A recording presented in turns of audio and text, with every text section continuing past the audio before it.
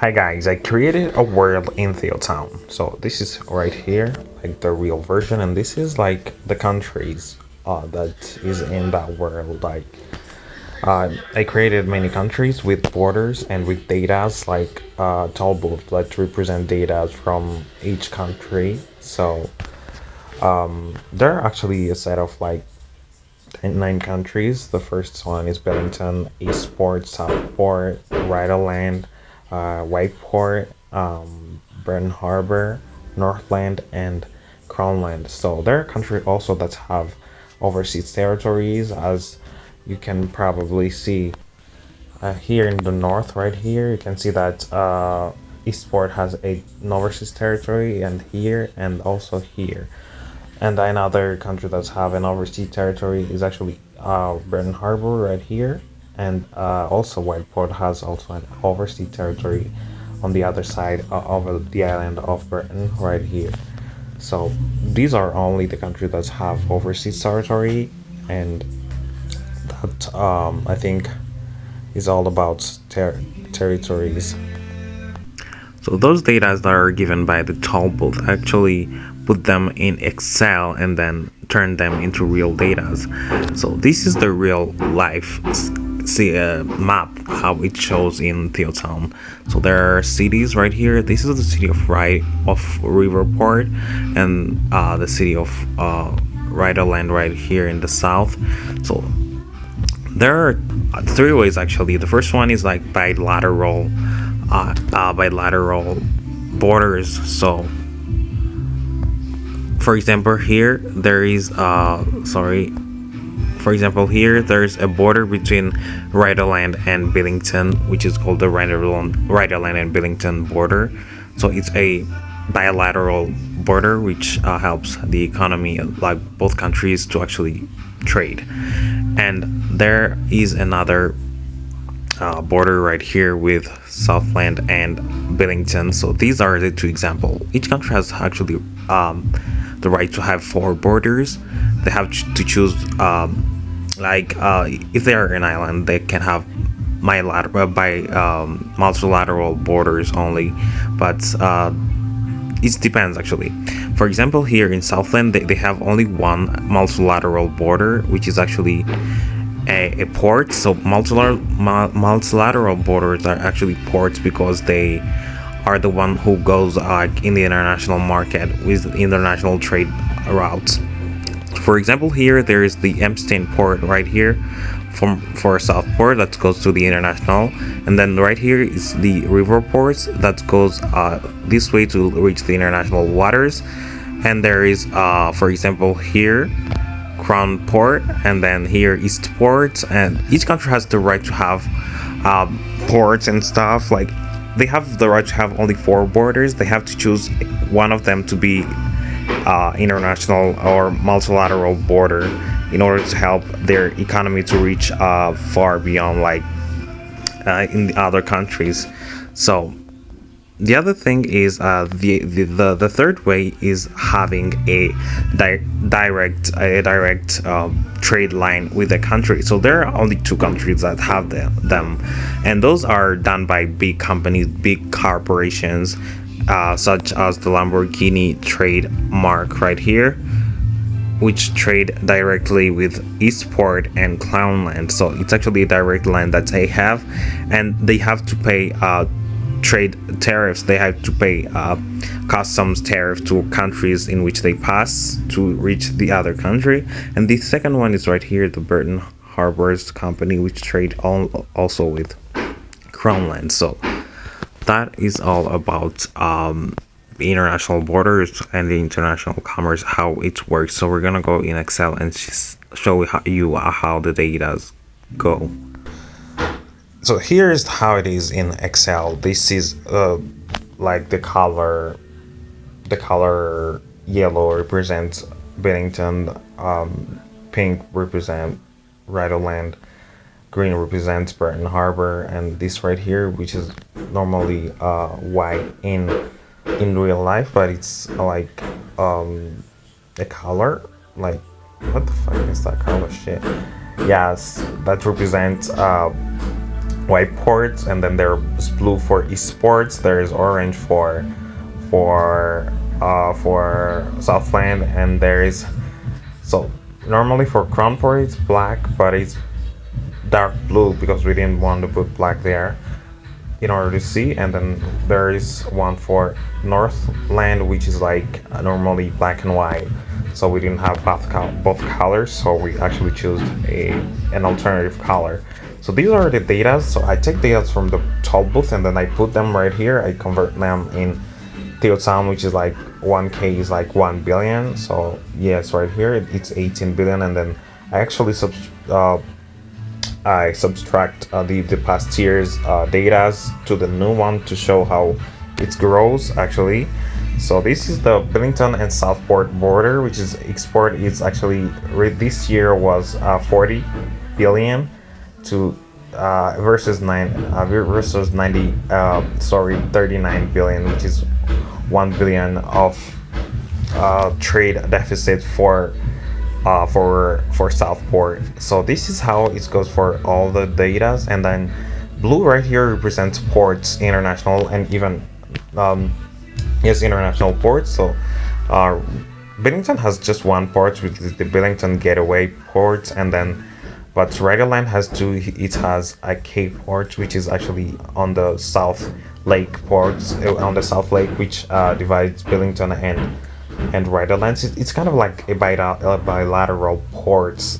It's the only bilateral port in the world, and there are these Rhode a riverside. No, it's river ports. Yes, Rhode river ports, Gateway ports, and then there is Burton Harbor, which has three ports: Coalport, Burton Newport, and then Burton Port, which is the oldest, and then yes, the other countries. So these are the datas, and there is the GDP, the real GDP, which is calculated by the debt is actually the trade deficits that is actually turned into debt in this game. So what you're seeing, the real GDP here is actually savings, which is trade deficits in positive way when you get the positive form of the trade deficits, sure. And then this is right here 49 billion in the first year. Now it's 489 billion for Billington, but the richest country is Rhode, which started with 42 billion and right now is 1,319. And also we add treasury, which is the money that stays in the government's bank account after deducting the debt. So it's actually the money that the government has in order to bail out itself. So the countries, for example, this year, which is Whiteport, which has reached a red negative in their treasury. That means they cannot bail out their crisis. When they're gonna be in crisis, they're not gonna be able to bail themselves out. They were not able to bail themselves out, and there's the solvency rate, which is 59%, which is the capacity of a country to pay off its debts.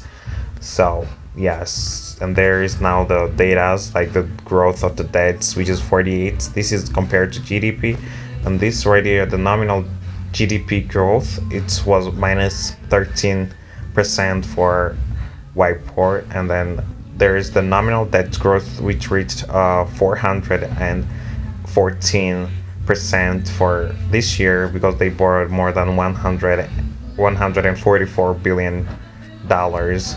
So there are countries that have negative debts, which is Rhode.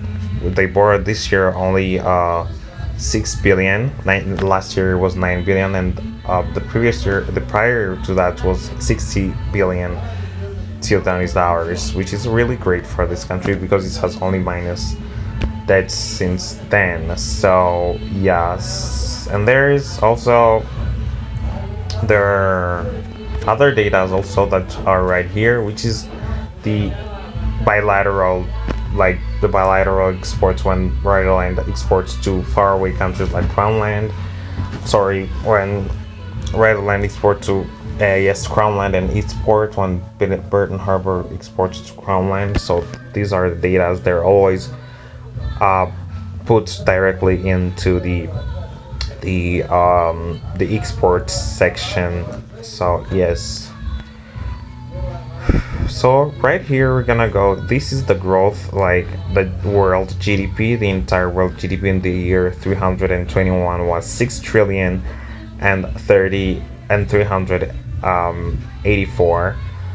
So this is the international, the nominal GDP of the world, which grew by 10% from last year's 5 billion 789.